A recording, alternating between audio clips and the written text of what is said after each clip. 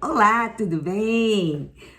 Hoje nós vamos continuar conversando sobre análise linguística, né? Se você olhar aí no canal, você vai ver que já existem outros vídeos sobre análise linguística de gêneros, como a fábula, por exemplo, né? Você também tem aí uma explicação sobre o que é análise linguística. Mas para te ajudar, eu vou fazer uma retomada. O que acontece?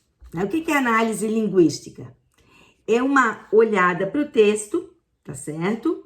A gente vai olhar para esse texto. Esse texto, ele é de um gênero e ele tem um autor, tá certo?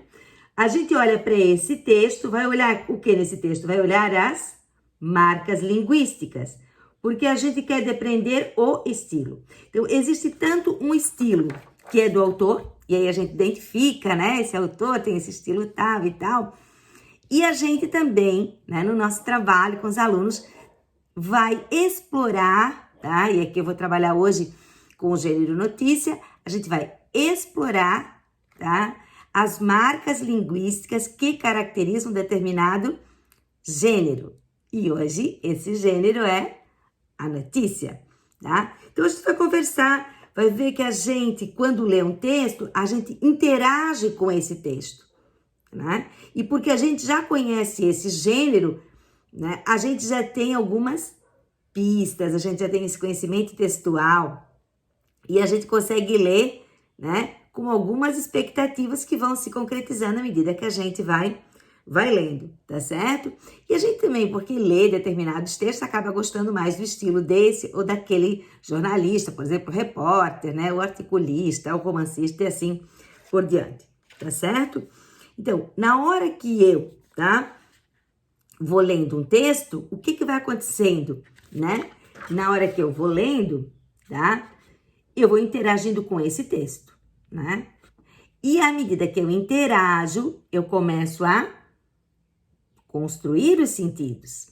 E começo a perceber também que o jeito que o jornalista escreve, né, que a gente está falando da notícia, tem uma intencionalidade, tá certo? Então, existe, tá, aqui uma interpretação das pistas, né, locais e contextuais, né, para a gente poder, né, como diz a Angela Kleiman, construir este sentido. Tudo bem? Bom, quando eu estou trabalhando com uma notícia, estou trabalhando com uma reportagem, né, no nosso caso aqui, a notícia, a gente está trabalhando com uma informação. Esta informação, esse fato, ele é noticiado por alguém, tá certo? Na hora que esse fato vem para o texto, o que acontece com a informação? Cai a informação e entra o discurso. Então, aquele que está noticiando, ele pode estar me ajudando a interpretar, ele pode estar dando uma opinião, né? E ele pode estar apenas informando. É muito importante que a gente observe isso para que a gente veja a posição de quem está noticiando, tá certo? E aí a gente vai descobrir também qual é a intenção desse camarada.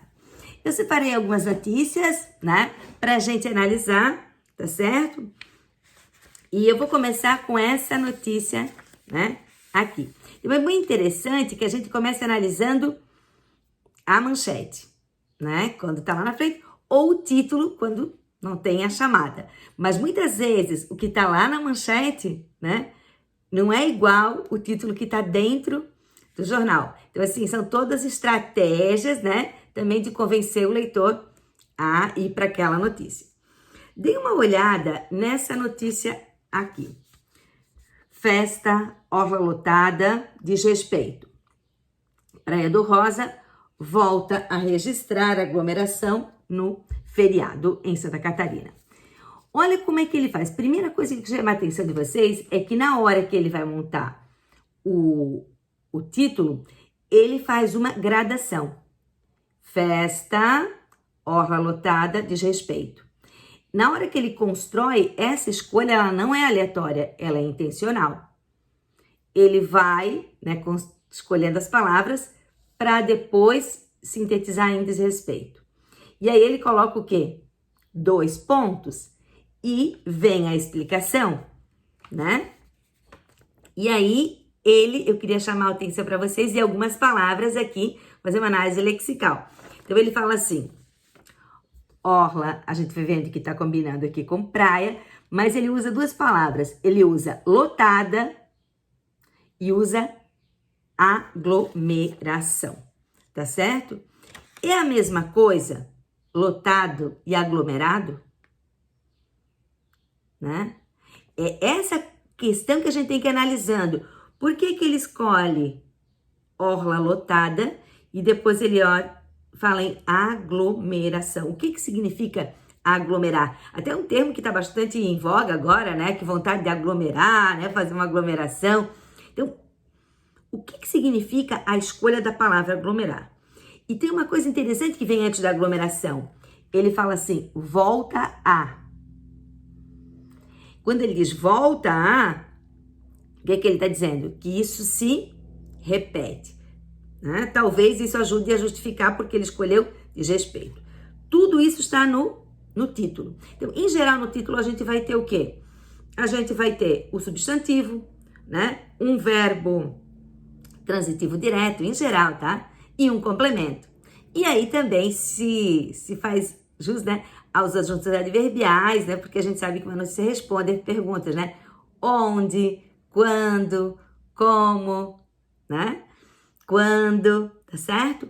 Bom, esse é o título da notícia. Olhe como é que ele constrói o texto. Imagens nas redes sociais mostram, tá? Quando ele diz nas redes sociais, ele está dizendo, não sou eu. Aqui a gente começa a perceber o nível de comprometimento de quem anuncia com o texto enunciado. Então, no caso, eu estou falando do quê? Da modalização. Ele fala imagens. Dizem que, ou seja, ele diz assim, não sou eu, já existem imagens tão circulando. Veja que agora ele vai usar a palavra concentração. Então, a gente teve a palavra lotado, a gente teve a palavra aglomeração e agora a gente tem a palavra concentração de pessoas, tá? De novo, na orla da praia e também na área central. Então, ele inclui uma informação nova, né? Ele reforça o lotado, aglomerado com concentração e ele vai usar a expressão mostram, ou seja, nem precisaria escrever, bastaria olhar as imagens. E aí ele usa e também, né? E faz duas aditivas aqui, é interessante isso. Ele diz o seguinte, mas não é só na praia, também na área central. Então, isso é no comecinho da notícia.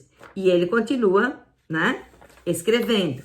E vai continuar trazendo essas vozes sociais para dentro da notícia dele, né? Vejam como é que ele continua a outra partezinha da notícia. Ele diz assim, nas imagens é possível ver. Então, ele de novo reforça a ideia das imagens, as vozes sociais, ou seja, muitas pessoas fotografaram e colocaram. E eles é possível ver. Né? E aí a gente vai entender também um pouco essa função da interlocução, né? Com quem está lendo, também o nível de comprometimento, como eu já disse e tal. E ele continua, né? A Prefeitura de Imbituba informou que... Ele não está dizendo quem, vocês estão vendo? Ele está usando aqui um órgão, a Prefeitura de Imbituba. Não sou eu jornalista, a Prefeitura. Quem foi, se foi o secretário, não aparece o nome de ninguém aqui. E aí ele vai dizer, lá em cima ele dizia era possível ver, no outro ele dizia as imagens mostram, e agora ele diz informou. E é muito diferente isso, né? O que é informar? É trazer uma assertiva. E aí, o que ele faz? Né? Para dizer que não é ele que está dizendo isso, ele já vem levantando isso com as imagens, a prefeitura. A certa altura da notícia, ele escreve o seguinte, né? O comandante da PM na região, Tenente Coronel, traz o nome da pessoa, traz o cargo e usa o verbo afirmou e coloca a frase entre aspas. Aqui a gente tá vendo né, o nível de comprometimento dele com essa verdade. Ele diz assim, eu não disse nada. Quem disse foi fulano. Usa, né, essa autoridade policial, traz esse discurso citado, entre aspas, para poder, né, trazer isso com tanta certeza, né? Então, assim, nesse primeiro momento, nessa primeira notícia que nós estamos analisando, né, depois eu vou fazer outros vídeos com outras duas notícias, mas eu já quero dizer para vocês, né, das marcas linguísticas, tá, da notícia é a modalização. E o que é a modalização, né? É o nível de comprometimento de quem fala, a justeza dessa informação. Então é muito interessante fazer aulas analisando notícias, né? E vendo isso. Como é que o jornalista se compromete com a notícia que ele está dando.